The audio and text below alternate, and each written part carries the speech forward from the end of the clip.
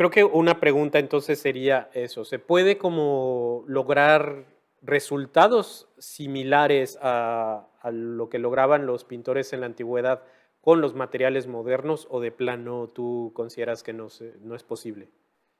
Bueno, es una pregunta muy interesante y sé que muchos artistas se preguntan eso, porque Ujú, si hay un denominador que es importante mencionar, que es la conservación. ujú, Muchas de las materias que usaban los maestros eh, quizá no tienen, ¿verdad? Eh, el mejor récord sí, de, esto, de conservación. ujú, Hay pigmentos como el esmalte, ujú, cochinilla. La cochinilla también tiende a, ¿verdad?, a perder su color.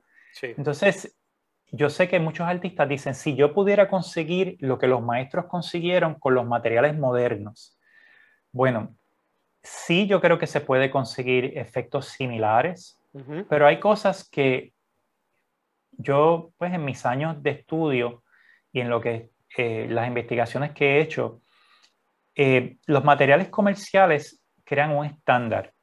ujú, Y estamos hablando de materiales comerciales. O sea, sí, sí, vamos a dividirlo en dos categorías.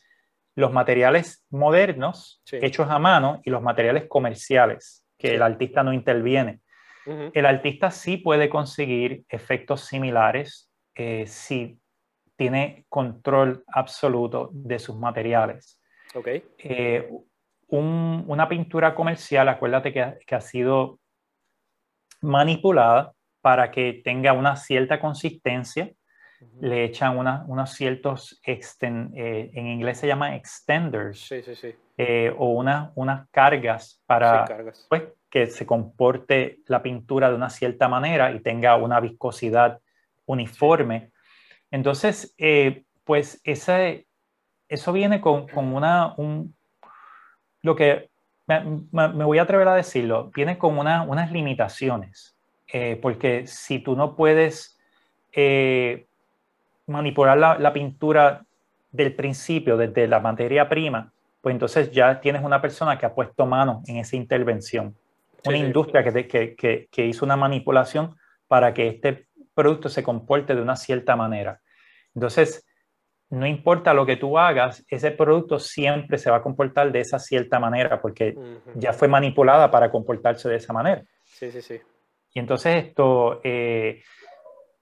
el artista, pues esto, tiene que estar bien consciente de eso. La sí, pintura, cuando tú hablas de Rembrandt, por ejemplo, hay miles de videos, ¿no? Que es el sí, medium secreto de Rembrandt. sí, sí, sí, Me atrevo a decirlo y lo voy a decir aquí, el medium secreto de Rembrandt era nada más y nada menos que una serie de condiciones de materiales sí, que le permitieron hacer, pues, esos efectos.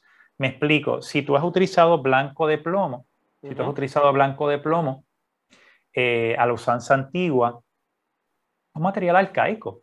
O sea, tú tomas el material, la lámina de plomo, la pones en el estiércol al vinagre. sí, Hay un range bien amplio ujú, de cuándo ese material se va a formar. Tú ujú, tienes 3 semanas, tienes una formación ya a 3 semanas, tú empiezas a ver algo de la reacción química que va a acontecer. Eh, tienes un mes después, bueno, vamos a poner 2 meses. 2 meses después tienes otra reacción y ujú, después concluye con una última reacción. Esa ventana de tiempo entre esas tres reacciones es bien amplia. Si tú literalmente abres tu caja y sacas el material en el primer mes, tienes un material. Si sí, sacas la lámina en el segundo mes, tienes otro material. Y si sacas la lámina en el tercer mes, tienes otro material. ok, O sea que hubiese tenido que haber un conocimiento bien extremo, o sea, sí, al nivel de que, o sea, la persona que estaba manufacturando el blanco de plomo tenía que tener una experiencia, era todo por experiencia, no había química. O sea, Sí. no había un análisis químico donde tú puedes decir, ok, ¿cuál es la proporción de plomo neutral y plomo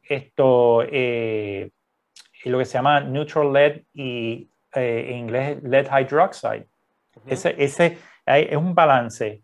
Más o menos lo que encuentran los maestros es 30 lead, neutral lead y 30 lead hydroxide. Ujú. Entonces, si tú sacas el material muy temprano, pues tienes otra proporción. Sí. Y si la industria hubiese sacado ese material y se lo hubiese vendido a Rembrandt, Rembrandt hubiese utilizado un material completamente diferente, Ok. con un comportamiento diferente, Sí. quizá más transparencia, más reactivo al aceite, a la acidez del aceite, porque el Ujú. aceite forma un tipo de relación íntima. O sea, el aceite acídico y el plomo quieren estar juntos.